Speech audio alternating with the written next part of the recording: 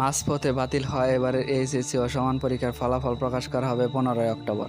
ওই দিন বেলা 11টায় সহস্র শিক্ষা বোর্ডের চেয়ারম্যানরা এই ফল প্রকাশ করবেন।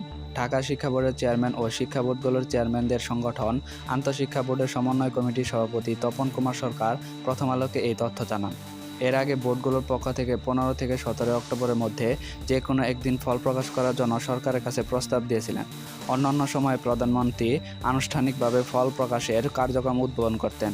তবে এবার অন্তর্বর্তী সরকারের প্রধান উপদেষ্টা তা করছেন না বলে বোর্ড সূত্রে জানা গেছে। ষষ্ঠ শিক্ষা বোর্ডের চেয়ারম্যানরাই ফল প্রকাশ করবেন। আগেই সিদ্ধান্ত হয়েছে এসএসসি ও সমান পরীক্ষার নম্বরের ভিত্তিতে হবে মাঝপথে বাতিল করা এইচএসসি ও সমান পরীক্ষার ফলাফল।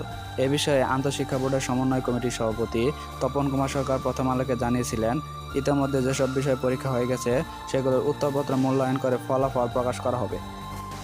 আর যেসব বিষয়ে পরীক্ষা হয়নি সেগুলো ফলাফল প্রকাশ করা হবে এসএসসি বা সমান পরীক্ষার ফলাফলের ভিত্তিতে বিষয় ম্যাপিং করে। বিষয় ম্যাপিংয়ের জন্য একটি নীতিমালা আছে। এই প্রক্রিয়ার জন্য পরীক্ষার্থী এসএসসিতে একটি বিষয়ে যত নম্বর পেয়েছিল এইচএসসিতে সেই বিষয় থাকলে তাতে এসএসসিতে প্রাপ্ত পুরো নম্বর বিবেচনায় নেওয়া হবে। আর এসএসসি ও এইচএসসি এবং সমমান পরীক্ষার বিষয়ে ভিন্নতা থাকলে বিষয় ম্যাপিংয়ের নীতিমালা অনুযায়ী নম্বর বিবেচনা করে ফলাফল প্রকাশ করা হবে।